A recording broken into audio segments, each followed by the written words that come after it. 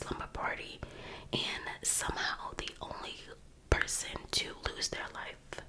So this case, I went down a rabbit hole with this case. I mean, so much information. I tried to put as much information in this video as possible. So let's go ahead and get into the video. Sit back, relax, grab a snack, and enjoy some crime time. Warning, this video may contain details of graphic content. This channel is for mature audiences only. Some viewers might find this disturbing.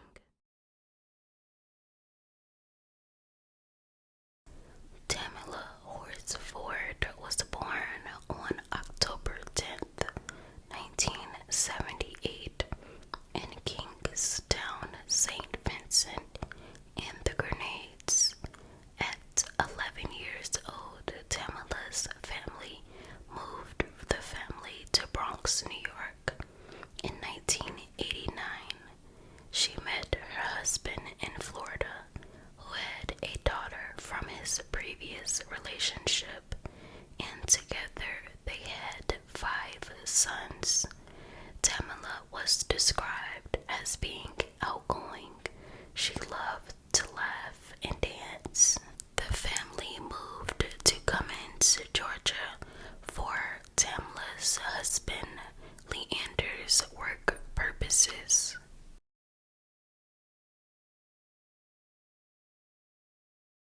Speaking of Cummings, Georgia, let's talk about the racial history of this city. Cummings, Georgia is located about 40 miles northeast of Atlanta.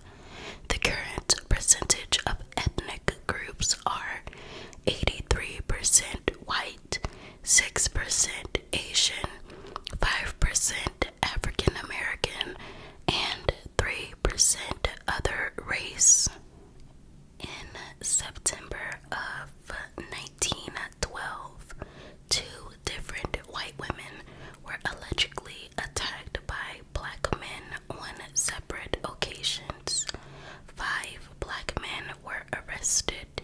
Grant Smith, who was a black preacher at a church in Cummings, spoke up and said that the women were lying.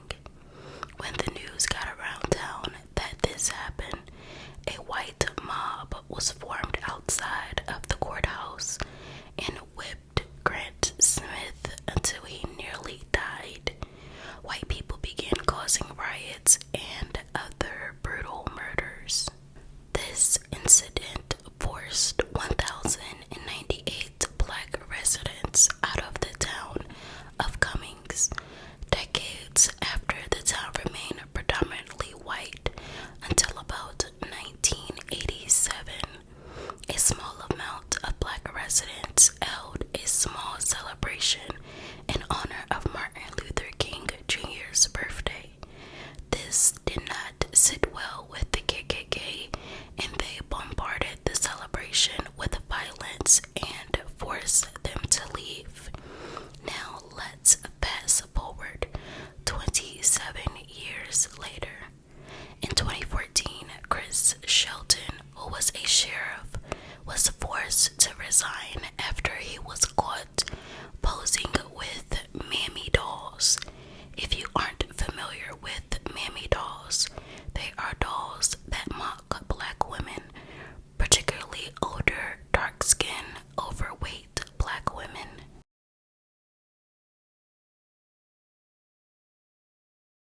Tamla Horsford was invited to an adult pajama party on November 3rd, 2018.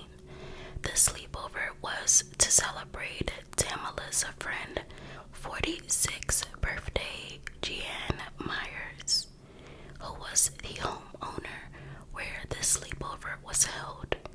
The plans were to just chill out, drink, eat some good food, and watch the LSU and Alabama football game. There was a total of 12 guests that included Tamla. Tamla was the only black attendee, and coincidentally,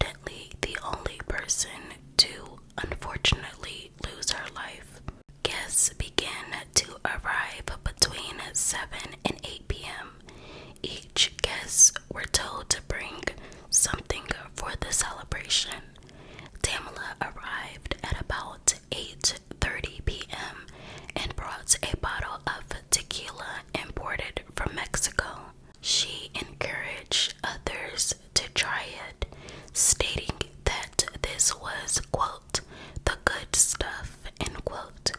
They refused to do so because they did not like the smell. Throughout the night, the guests took photos of one another. Tamla was pictured wearing a white onesie with a black print and red, black, and green socks. The slumber party began to die down at around 1 a.m. as majority of the women were becoming sleepy, but not Tamla, as she was the life of the party. The last person to see Tamla alive was Bridget Fuller, who was one of the attendees at the party. Bridget was unable to spend the night, and her husband picked her up at 1:47 a.m.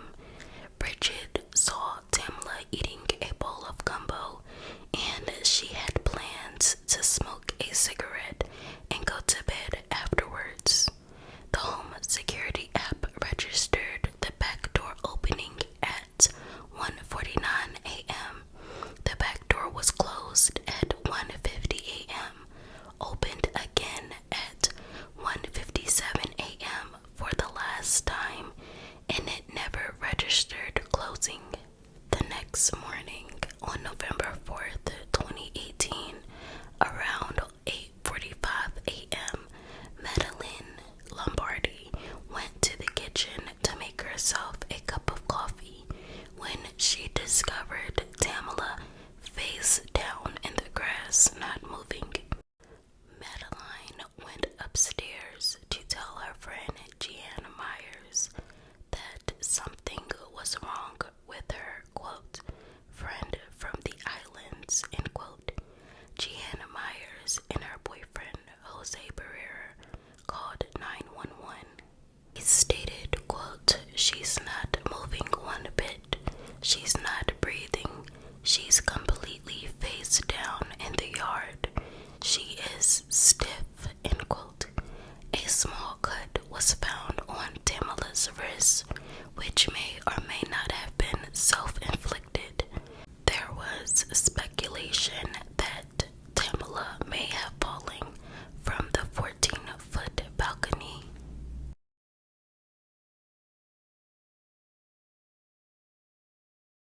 According to the autopsy, Tamla had a blood alcohol level that was 3 times the legal limit. She had traces of THC and Xanax. Tamla had severe injuries to her head, neck, and torso. She had several abrasions on her forehead, above her left eyelid, on her nose, and the right temple and chin. Tamla had a laceration on her heart, a fractured vertebrae, and a dislocated wrist.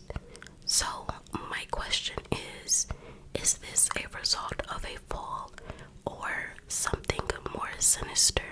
Investigators stated that the way her body was positioned, it did not appear that she had accidentally fallen off of a balcony. Jose Barrera, which was Jeanne Myers' boyfriend and the guy that called 911 when Tamla was discovered, was actually caught accessing police files about the Tamla Horsford case.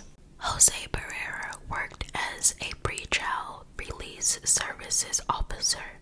His job was to report bond violations, administer drug and alcohol tests, and identify court defendants who may qualify for pre-trial release. Jose accessed those case files and was placed on administrative leave on December 17th, 2018 for accessing files on a current investigation where he was a witness. He was eventually terminated.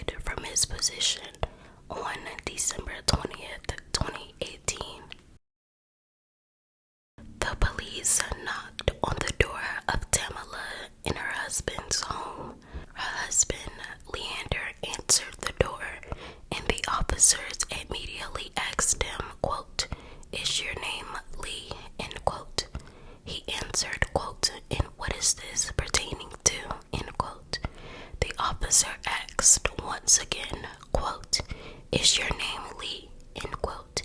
He responds, quote, "Well, no, it's actually Leander, but once again, what is this pertaining to?" end quote. The officer responds, quote, "It's about your wife. She is deceased," end quote. Just absolutely no regard with how he delivered the message. The officer assured him that it was an accident and Leander was not allowed to see his wife at the moment because, quote, "everything has been taken care of," end quote. The cop's initial story was that Tamla was walking on the patio in the backyard and she fell, tripped into the grass, and lay there and died. Leander could not believe what he just heard. He stated that his wife did a very good job handling her liquor. He stated that he has seen his wife drink half a bottle of tequila and dance salsa in 6-inch heels. Immediately knew that story was a lie. The officer informed Leander that they would bring him Tamla's car. The officer gave Leander her cell phone. The officer also gave Leander his card and said if he needs anything to give him a call. The officer literally scratched off his cell phone number on the card and handed the card to Leander. The day before the funeral, Leander went to the funeral home to view his wife's body. He screamed as loud as he possibly could, quote, "What the F," end quote, because it looked as though Tamla had black shoe polish all over her face. He told the funeral home to take it off her face, but the funeral home stated that they had to cover up the bruising. Her husband described it as blackface. The case of Tamla Horsford was closed on February 20th, 2019 by Mayor Joe Perkins of the Forsyth County Sheriff's Office. He stated that Tamla's death was accidental and there were no evidence of foul play. In May of 2021, the case was reopened and Forsyth County District Attorney Penny Penn stated that there would not be any charges filed in the case of Tamla Horsford. There has been many speculations and questions regarding this case. It is currently marked as an accidental death.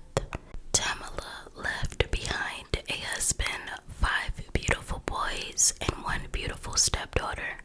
I hope that her family somehow finds the peace that they deserve, and I hope the truth one day will reveal itself, because what's done in the dark will come to light. I do 100% believe that foul play was involved. According to the autopsy, Tamla had Xanax in her system. It wasn't even settled.